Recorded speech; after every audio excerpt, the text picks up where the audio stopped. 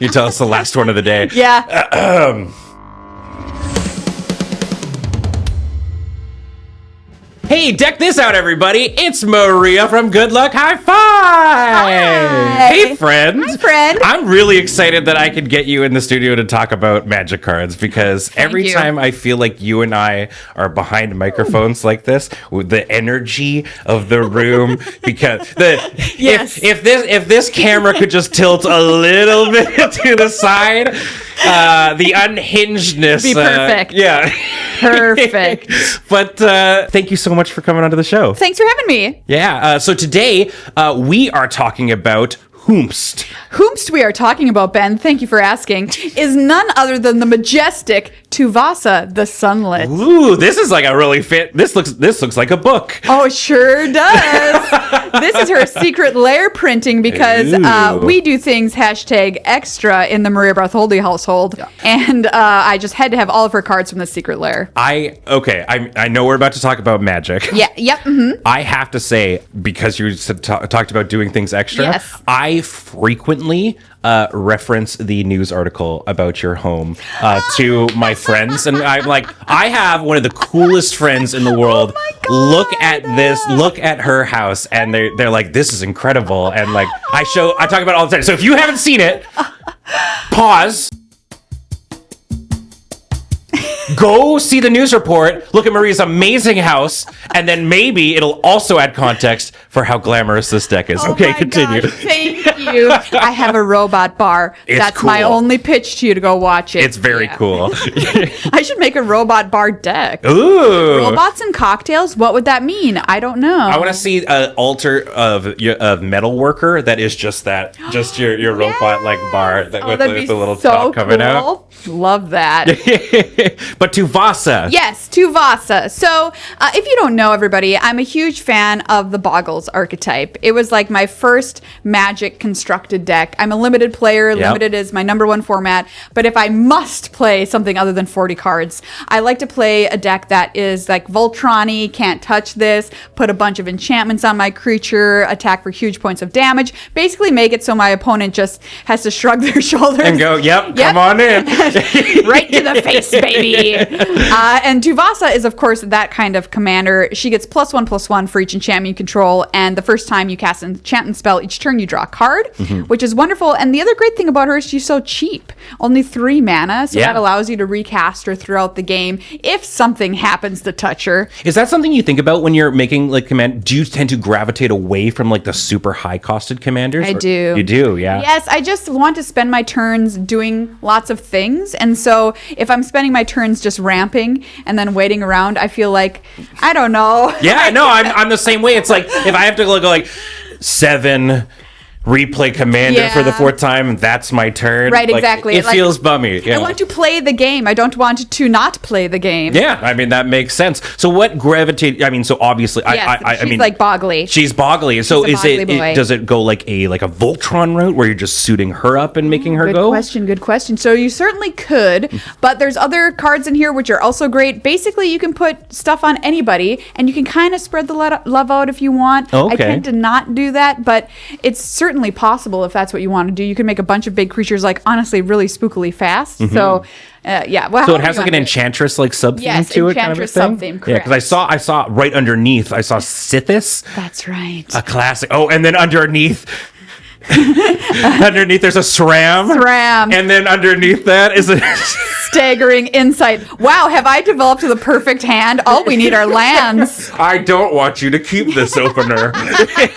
Yeah, I mean, okay, so speaking of like what my favorite stuff is over the years, Sithis, yes, we love her. SRAM Senior Edificer was a card I played in Standard. I'm not sure if you remember the Standard deck from back in the day, but it all was when obviously he was in Standard, and you played a bunch of enchantments, drew a bunch of cards and stuff, had some cats. It was SRAM and cats. Yeah. And it was one of my proudest moments because I dayed to a GP with it, and I got to be on coverage, and Seth Manfield, Hall of Famer, called my coverage match, and he said at the end of the match, she played it exactly as I would. What a good feeling. So I just felt great, and I had a fabulous time with this deck, and it was very like Boggles Enchantress adjacent in Standard, which you like don't get. Hexproof is a word that they're using like more and more sparing. I feel because I will say that when I think about Boggles, you instantly like come to mind. I feel like it's been very much like an archetype that you've pushed and love playing and stuff. You talk about it very much, right? Yeah. And they're starting to. How do you feel about like the shift towards like things like Ward and? Oh, of course it's good. Like I'm just being degenerate here, people. We're allowed to be a little degenerate. I've asked Mark Rosewater to his face if he'll print me another 1/1-for-1 with hexproof, and he said absolutely not. What about not with hexproof, but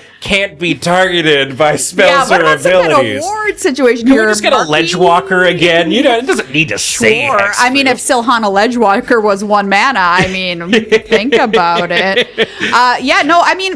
He's not hexproof. This deck wasn't hexproof, but it was playing a lot of enchantments and it was drawing a lot of cards. Mm-hmm. And so I think that was the key to what I loved about it in Standard. And I would love to see another deck like that happen even in Pioneer or something like that. It would be my jam for sure. I mean, I got to say, like, as somebody who is so deeply into the competitive scene and whatnot, where you get to do all the casting and you get to see all these things, I would just love to see a deck like this come in and I imagine you have to remain a little impartial while you're on the desk. No?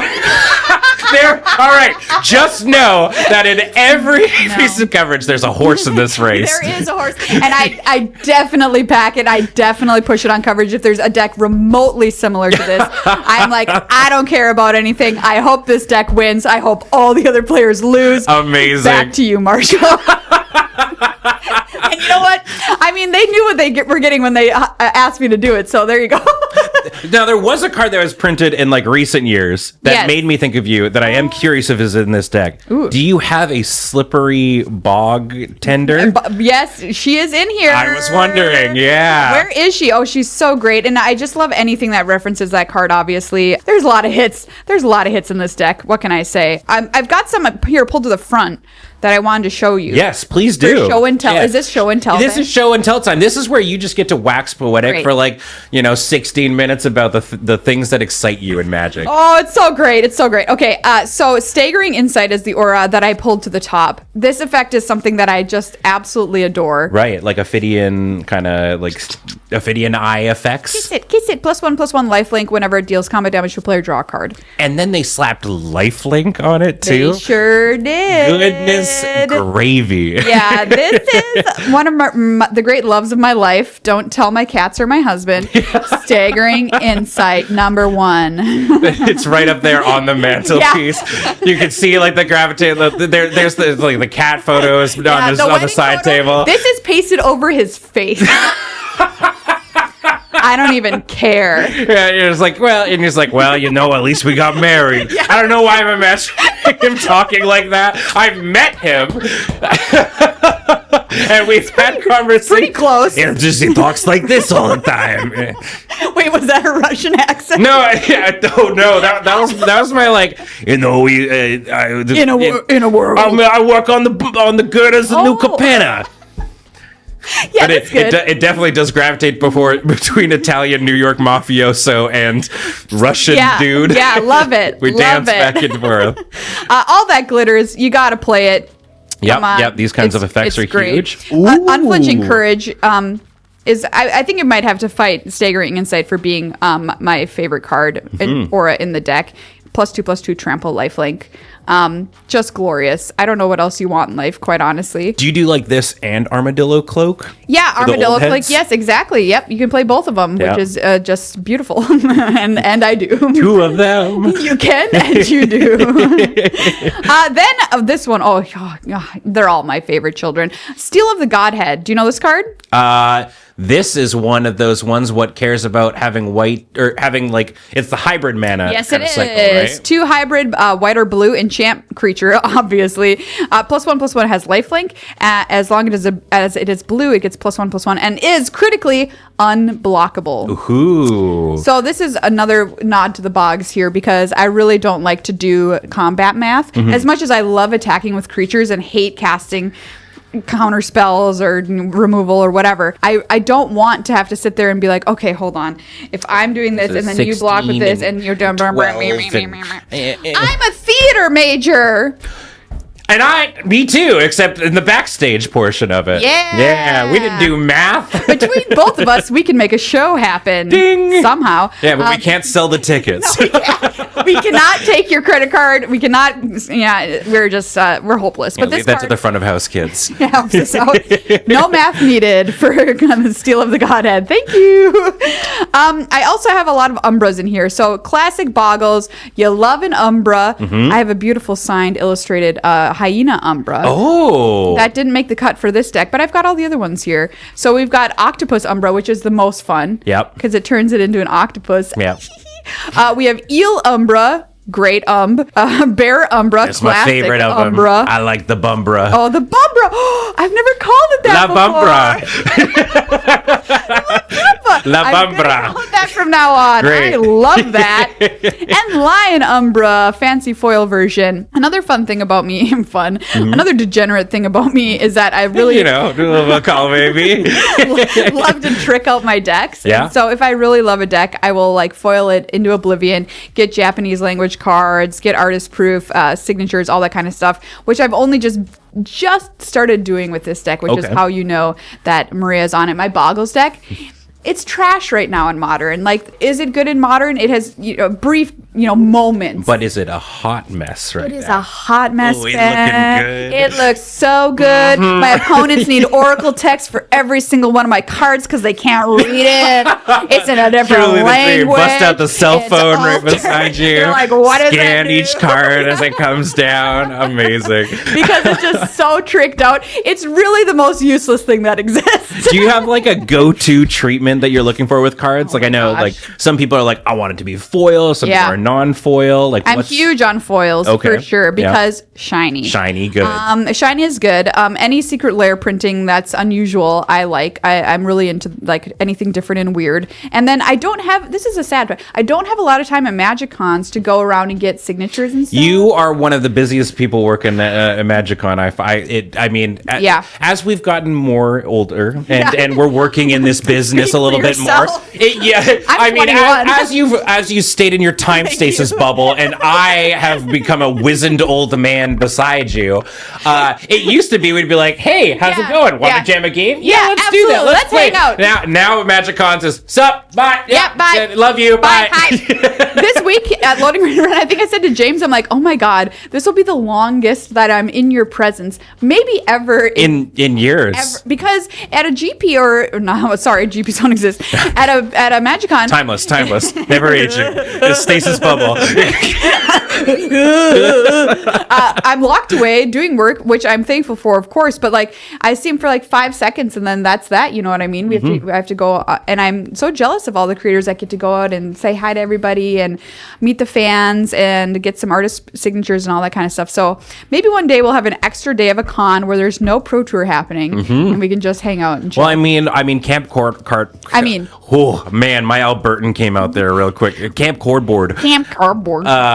Has been the epitome, I think, that for those you keeping track of, just like us being like, hey, what if we did this? And then we did it. Incredible that we did it, I must say. That's the big thing. And I'm really, really glad that it's enabled us to chat about what really gets you going when it comes to Magic the Gathering. I know. Okay, I'm going to just say a few more highlights. Yeah, no.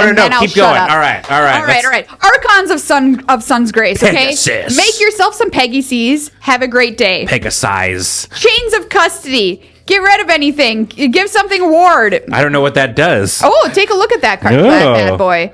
Oh, is this a jumpstart card specifically, or was it in something else? I don't even know. I just know it's a good card. It looks really cool. This guy's got like this is just God, what is that game with the baby in the backpack? What? Dora the Explorer? Yeah, let's go with that. Death Stranding. Yeah, Death Stranding. Thank you. The baby in the backpack? Now hear me out. Dora the Explorer mod for Death Stranding. Anyways, keep going.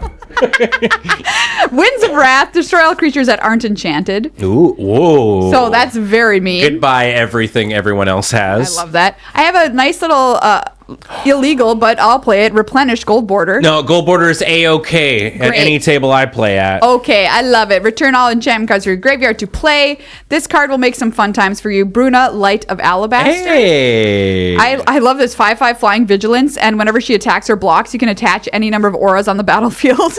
Just slam them onto here. Big. Boom. And also a graveyard and our hand. There you go.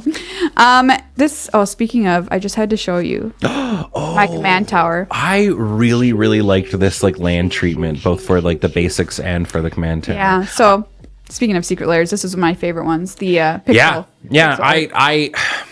I love secret layers. I think they're super, super cool. Me just too. pray for the day that you can get one. Well, yes, that. And also that when they do land treatment ones, if I could just get a draft set. Oh, no, absolutely. Like, just 100%. It doesn't even have to necessarily, because like what? A draft set's usually like, do we say like 17, 17, 17? Yeah, that's what I would take, yeah. But like, if it gave me like 10 even, I could try and make it work of each. I did this for the astrology lands. Oh, okay, Secret yeah. Lair. For my birthday, I bought myself all of them for draft set, and I think it came with 10 of each. Okay. Which was okay, but you're not quite there. No, you just need I guess a couple two more. Yeah, like yeah. 2 more or something like that. But I love those. I use those for draft all the time. Amazing. I mean, that's the toughest part I think about Magic, among many things in Magic the Gathering right now, is every time I'm like, all right, this is my draft set. I love these lands so much. And then they come out with a new one for the next set. I'm like, okay, this one, right? And I was like, oh, okay, I really like these like ones that kind of look like Pokemon Energy from Dominaria. These are Theros. Yeah. These are going to be my forever ones. And then Kamigawa comes along and it's got like this very cool art style. Just dumpsters those ones. There are no W's to be had when it comes to continuing to just keep your Magic. Although I would say I would probably go with like a full foil set of like chippy art basics. Yes. I really like the chippy art basics. Yeah, those are really good. They're classics.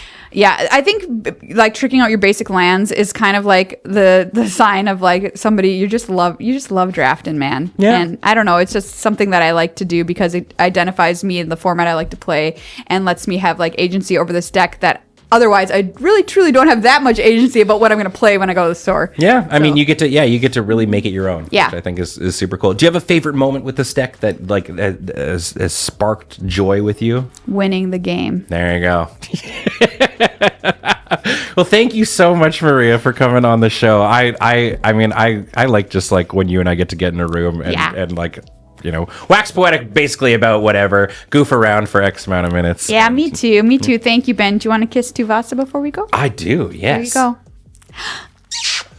And where can people find more of your lovely content, perhaps including the Tuvasa deck? People can find this on eBay, where I'll be selling it now. It's got my DNA, and you can clone us both. I'm going to clone both of us.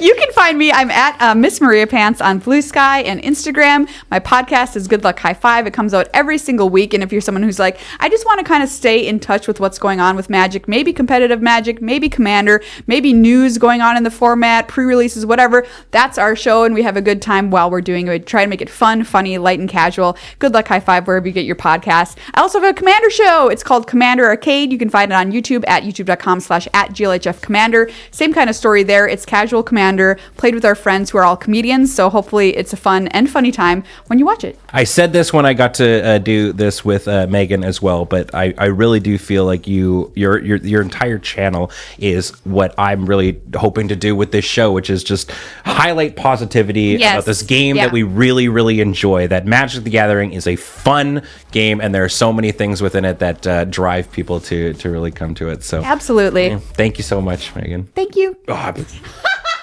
It's the last. I'm thinking about the both of you. Oh, all right, we're gonna cut this. Keep it in, baby. You know what? It's not the first time this weekend. Can I tell you that? For me? No. Oh, thank God. Other people. Well, sometimes Megan calls me Megan. Yeah, I mean, this only makes it extra better when people will replace me and Wheeler with one another. Yeah. Thank you so much, everybody. A reminder that this and everything we do is brought to you by you over at our Patreon at patreon.com/loadingreadyrun. You're the reason we're able to do all this cool stuff and have this like amazing studio where we can bring friends in and have all kinds of fun activities for you to engage with. And speaking of engagement, if you're not subscribed to the channel, consider doing so. Helps us out a bunch. And down below, if there's somebody you want me to bring on the channel, please let me know and talk about decks that they might enjoy that you want to see. So until next time, I've been Ben Ober. This has been Maria. Yay! And we will talk to you all next time. Bye! Bye!